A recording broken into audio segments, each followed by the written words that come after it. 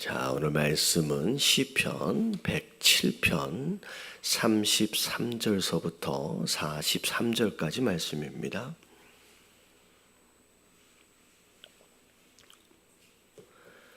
(107편) 33절서부터 43절까지 말씀 교독합니다.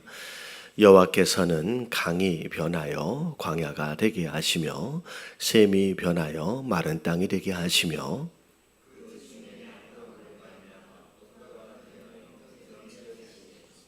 또 광야가 변하여 못이 되게 하시며 마른 땅이 변하여 샘물이 되게 하시고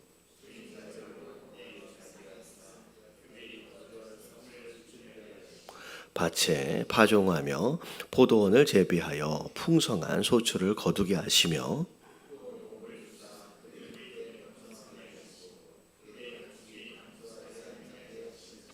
다시 압박과 재난과 우환을 통하여 그들의 수를 줄이시며 낮추시는도다.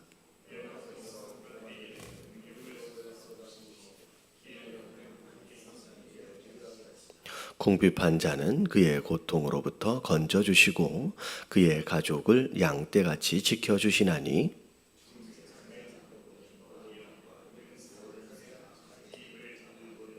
같이 봉독합니다. 지혜 있는 자들은 이러한 일들을 보고 여호와의 인자하심을 깨달으리로다. 아멘. 시편 107편의 배경 자체가 포로에서 이제 귀환하고 있는 그 유대인들이다라고 이제 말씀을 드렸습니다. 그래서 이제 107편 앞에 시작되어지는 부분을 보면 하나님의 인자하심과 선하심에 대하여 찬양하면서 그들의 출 바벨론의 그 모습이 어찌 보면 출 애굽때 역사하셨던 그 하나님의 역사하심하고 비교하면서 하나님을 찬양하는 내용들이 쭉 나왔죠. 그러면서 이 모든 되어지는 일들이 하나님의 주권 안에 이루어지는 것이다 라고 이야기하면서 그 하나님의 주권에 대하여 무엇으로 예를 들었냐면 오늘 33절이 바로 직전에 보면 바다를 예를 들으면서 이제 설명을 했어요. 아무리 바다를 잘 아는 탁월한 선원이다라고 할지라도 바다를 하나님이 움직여 버리시면 선원되어진 자들은 아무것도 할 수 없다는 거예요. 그저 그냥 흔들리는 배 위에서 그냥 굴러다닐 수밖에 없다는 거죠. 그러니까 바다를 움직이시는 하나님 앞에서는 아무리 타고난 선원이 되었든 어부가 되었든 손을 쓸 수가 없는 거예요. 그냥 그들이 할 수 있는 일들은 뭐밖에 없어요.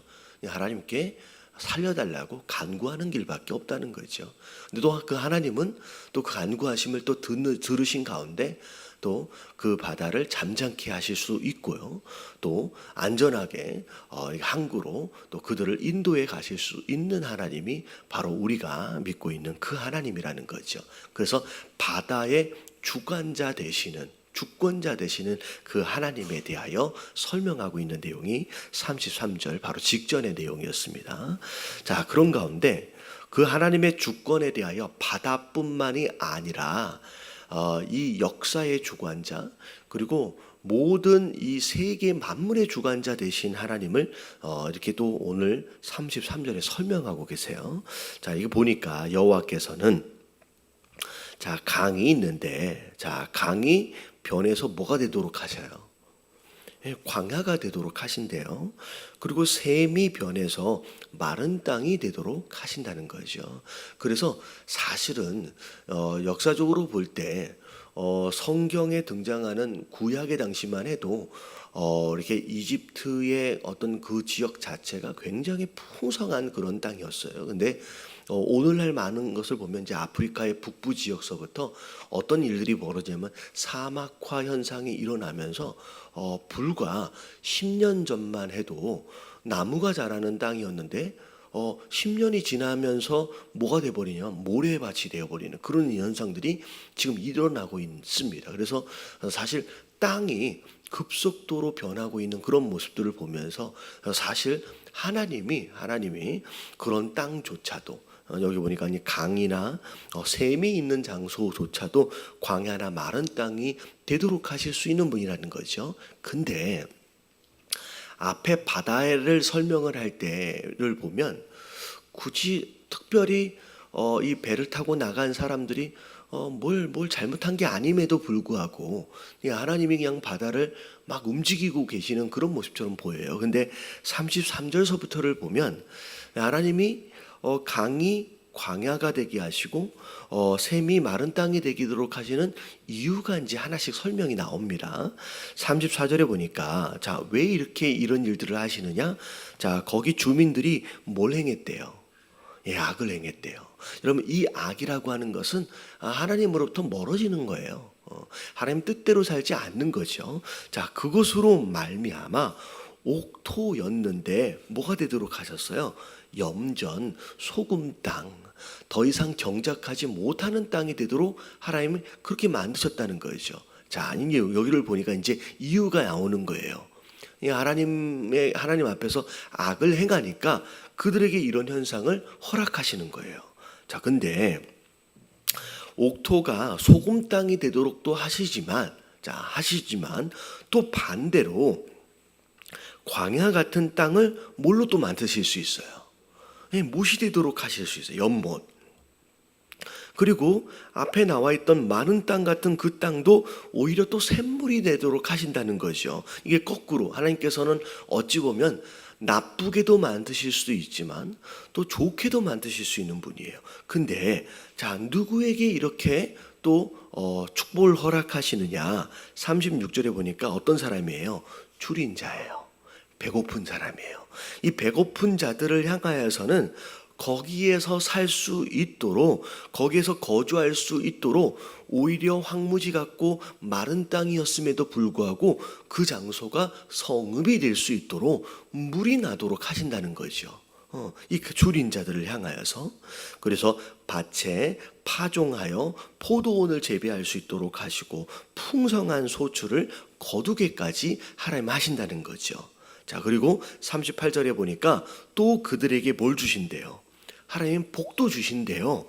자, 그래서 그들로 하여금 크게 번성하게도 하시고 그의 가축을 감소하지 않도록도 하나님이 하실 수 있다라는 거예요.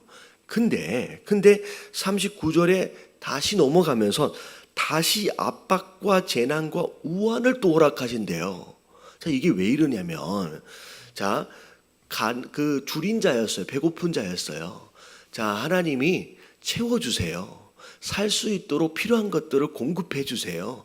그래서 풍성하게 해주시면 그러면 그것에 감사하면서 마음껏 누리면서 그렇게 살면 참 좋은데 풍성해지니까 누굴 또 잊기 시작해요. 예, 하나님을 잊기 시작하는 거예요. 우리가 이런 거예요. 배부르고 등 따시면 어때요? 예, 하나님을 멀리하기 시작하는 거예요. 자, 그럴 때가 되니까 또 하나님이 39절에 보니까 압박과 재난과 우환을 허락하셔서 또 그들의 숫자를 줄이신대요. 이게 사실 성경의 역사를 보면 이런 일들이 계속 반복이 되어집니다. 특별히 사사기 내용을 보면 하나님이 정말 진짜 노예로 살던 자들이에요. 사실은 원래 노예와 종으로 살고 있었잖아요. 애굽에서. 그들을 출애굽하셨어요. 그리고 광야에서 40년 훈련하다가 자, 이제 드디어 축복의 땅으로 가나안 땅에 들어왔어요. 그 땅에서 하나님 복을 주시면 그 은혜에 감사하면서 열심히 예배하며 잘 살면 좋은데 풍성해지니까 배부르고 등 따셔지니까 이상한 짓을 하는 거예요. 이상한 마음을 갖는 거예요. 그래서 죄를 짓기 시작하고 우상을 숭배하기 시작하고 하나님의 뜻과는 상관이 없는 짓들을 하면서 살기 시작하는 거예요. 그러면 하나님 뭐라 그러세요? 너 그러면 안 돼. 너 그러면 큰일 나. 경고하세요. 선지자들을 보내시거든요. 여러 가지 환경들을 통하여 사람들의 입을 통하여 메시지를 보내시는데 좋은 말 할 때 들어요, 안 들어요? 이상하게 안 들어요. 우리 죄인된 우리가 잘 안 들어요. 그러다가 경고를 하다가 결국 하나님이 어떻게 하셨냐면 매를 드시지요. 주변의 여러 민족들을 통하여서 어렵게 만들어요. 힘들게 만들어요. 가난과 기근과 모든 전쟁들을 통하여서 그들로 하여금 정신을 차리도록 하시는 거예요. 그냥 결국은 전쟁이 일어나고 힘들고 압박을 받게 되니까 그때서야 힘들어지니까 이제 하나님 찾는 거예요. 하나님, 내가 잘못했네요. 내가 이러면 안 되는 거였는데 하나님 용서해 주세요. 하나님 한 번만 더 기회 주세요. 하나님, 우리로 하여금 이 어려움 가운데서 우리를 구원해 주세요라고 막 간구를 하면 하나님 어떻게 하세요? 또 그 기도를 들으시고 용서해 주세요. 거기서 구원해 주세요. 근데 구원하시고 용서해 줄 뿐만이 아니라 그래도 하나님 자녀잖아요. 하나님 백성이니까 또 어떻게 하세요? 다시 또 축복을 주시는 거예요. 그러면 축복을 주시면 할렐루야 감사하면서 살면 되는데 또 반복이 돼요. 배부르고 등 따시니까 또 뭐 하기 시작해요? 또 다른 짓 하고 사는 거예요. 여러분 이 사사기의 역사를 보면 이 루틴이 7번이 돌아가요. 7번이 계속 반복. 이게 우리 인생인 거예요. 어떻게 보면 줄인 자들을 향하여 하나님 베풀어 주셨어요. 풍성하게 채워주시면 감사하고 살면 참 좋은데 엉뚱한 짓을 하는 거예요. 그러니까 하나님 어떻게 하세요? 압박과 제약과 우환을 통하여 오히려 좀 어렵게 하신다는 거예요. 그 가운데 40절에 보니까 여호와께서 고관들에게 능욕을 쏟아부으신다. 이 고관들이라고 표현한 이유가 뭐냐면 교만한 자들이에요. 자기가 높다, 자기가 잘난 줄 아는 거예요. 그 사람들에게 하나님께서 오히려 거꾸로 교만한 자들에게 능욕을 쏟아부으시고 길 없는 황야에서 유리하게 하신다. 그리고 41절에 보니까 궁핍한 자. 자, 앞에 나와 있는 이제 줄인 자랑 비슷한 개념입니다. 궁핍한 자는 그의 고통으로부터 건져주시고 그의 가족을 양떼같이 뭐 해주신대요? 지켜주신대요. 그런 가운데 자 하나님 앞에서 또 정직하게 행하는 사람이 있어요. 여러분 하나님 앞에서의 정직함은 사실 굉장히 중요한 모습입니다. 사실 다윗을 하나님이 축복하신 이유가 뭔지를 성경은 뭐라고 얘기하냐면 그가 내 앞에서 뭐 했다? 정직하게 행하였다고. 하나님 앞에서의 정직함 하나님이 그렇게 기뻐하신대요. 근데 정직의 반대말이 사악함이래요. 사악한 자들은 오히려 그들의 입을 막아버리신다는 거예요. 이런 모든 역사를 통하여서 자 43절 오늘 어떻게 마무리를 하느냐를 보니까 지혜 있는 자들은 이러한 일들을 보라는 거예요. 하나님이 바다를 통하여 어떻게 일하시고 그리고 악을 행하는 자들에게 어떻게 행하시고 줄이고 궁핍한 자들에게 어떻게 행하시고 교만하여 하나님을 떠난 자들에게 어떻게 행하시고 정직한 자에게 어떻게 행하시고 사악한 자들에게 어떻게 행하시는지를 너희가 보라는 거예요. 그것을 통하여 여호와의 뭘 깨달아라? 인자하심을 깨달아는 거예요. 여러분 인자가 뭐예요? 여러분 이게 사랑이거든요. 이 모든 모습들을 보면서 하나님의 사랑하심을 깨달으라는 거예요. 다시 말하면 복을 주시는 것도 사랑이지만 범죄하여 하나님을 떠난 자들을 향하여 매를 드시는 것도 사랑이라는 거예요. 교만한 자를 하나님께서 어떻게 보면 능력을 부어주시는 능력을 쏟아 부어주시는 것도 그것도 사랑이라는 거예요. 정직한 자를 기뻐하시고 복 주시는 것도 사랑이지만 여기 보니까 사악한 자들의 입을 막으시는 것도 그것도 사랑이라는 거예요. 자, 우리가 여러분 이 오늘 말씀을 통하여 우리가 알아야 될 게 뭐냐면 하나님의 사랑, 진정한 사랑이 뭐냐라고 하는 것을 우리가 돌아볼 필요가 있어요. 우리가 사랑이라고 생각을 하면 막연하게 복 주시고 잘 되게끔 하시고 내가 원하는 것을 채워주시고 그것만이 사랑이라고 생각할 수 있지만 진정한 사랑은 잘 되게끔 하시고 복만 주시고 필요한 것들을 채워주는 것만이 사랑이 아니라는 거예요. 하나님께서 우리에게 부어주시는 사랑은 어떤 사랑이냐? 잘못하면 뭐 할 수도 있어요. 매를 들어서 아프게도 하시고, 교만해지면 하나님을 떠나면 어려움도 허락하시고, 그래서 또 돌아오게끔 하시고, 그러면 이게 하나님의 사랑이라는 거예요. 막연하게 그냥 다 잘 되게끔 그냥 복만 부어주시는 거, 그게 과연 진짜 사랑이겠느냐라고 하나님 말씀하시는 거예요. 오늘 말씀을 통하여 여러분 진정한 사랑이 뭔지를 깨달아야 돼요. 자, 왜 하나님이 이렇게까지 하시느냐, 이게 사랑이라고 말씀하시느냐. 자, 우리는 하나님이 만드신 존재로서 여러분 하나님을 떠나서는 잠시도 살 수 없는 존재로 만드셨어요. 우리의 존재가 그런 존재예요. 그래서 우리와 하나님과의 관계를 뭘로 설명하셨느냐면 나무와 가지로 설명을 하시잖아요. 목자와 양으로 설명을 하시거든요. 지금 성경 안에서 하나님과 우리와의 관계를 목자와 양으로 그리고 나무와 가지로 설명하신 이유는 뭐냐면 양은요 목자를 떠나서는 살 수가 없어요. 특별히 양이라고 하는 존재는 그 모든 동물들 가운데서 스스로 생존이 불가능한 존재로 만들어졌어요.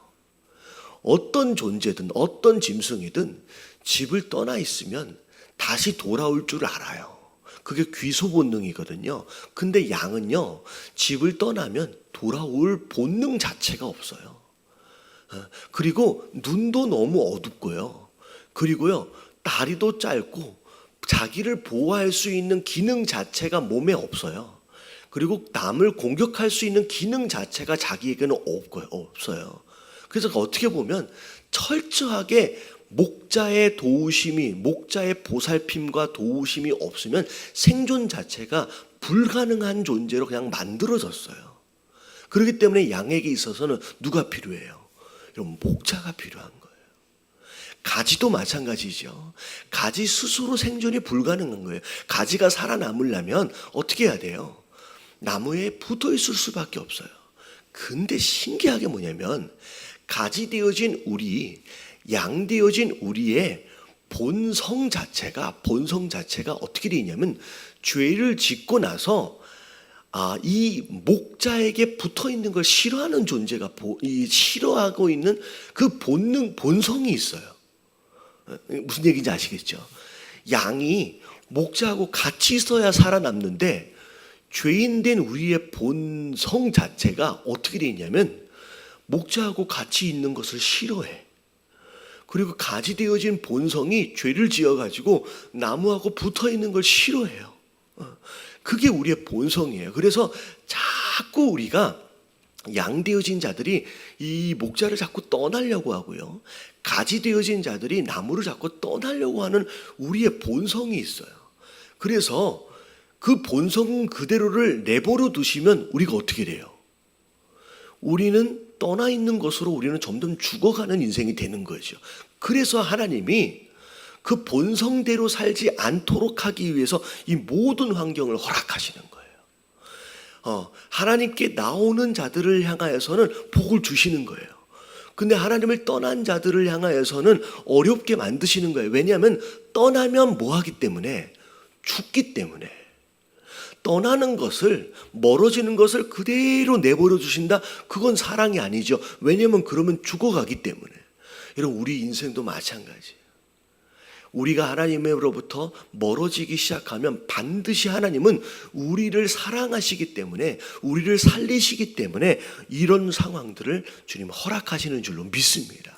그래서 오늘 우리가 함께 기도하고 우리가 하나님 앞에 나아가야 될 내용이 뭐냐면, 하나님, 우리가 살아 있으려면 누구 안에 있어야 돼요? 목자 대신 하나님 안에 있어야 돼요. 나무 대신 예수 그리스도에게 붙어 있어야 돼요. 종종 우리가 이 죄의 본성을 따라서 자꾸 멀어지려 할 때 하나님이 우리의 환경을 통하여 어려움을 허락하십니다. 그럴 때마다 여러분은 이럴 때 정신을 잘 차려서 여러분 하나님 앞으로 돌아갈 수 있는 자, 하나님 안으로 들어갈 수 있는 자, 나무에 붙어 있기를 노력하는 자들이 되어야 하는 줄로 믿습니다.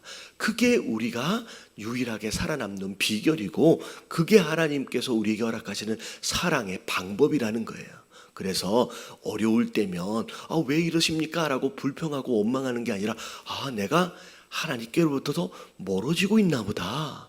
오히려 하나님께 매달리고 붙들 줄 아는 자, 하나님 복 주시면 배부르고 등 따시다고 내 마음대로 살지 않고 교만해지지 않고 그럼에도 불구하고 하나님께 매달려 붙들 수 있는 그런 사람, 그래서 주시는 축복들을 오랫동안 누리며 행복하게 살아갈 수 있는 지혜로운 성도가 되어야 한다라는 거예요. 여러분 마지막에 보니까 그게 지혜라고 말씀하시네요. 하나님 오늘도 이 지혜를 주셔서 그 사랑을 깨닫는 자들 되게 하여 주시옵시고 내가 어디에 있어야 하는지를 아는 자, 그래서 그 안에서 그 사랑 안에서 주님 약속하신 축복들을 누리며 살아갈 수 있는 이 하루가 될 수 있도록 해달라고 우리 다 같이 주님 한번 부르짖고 통성으로 기도하며 오늘 하루를 시작합니다. 자, 기도합니다. 시작. 주님 하나님 감사합니다.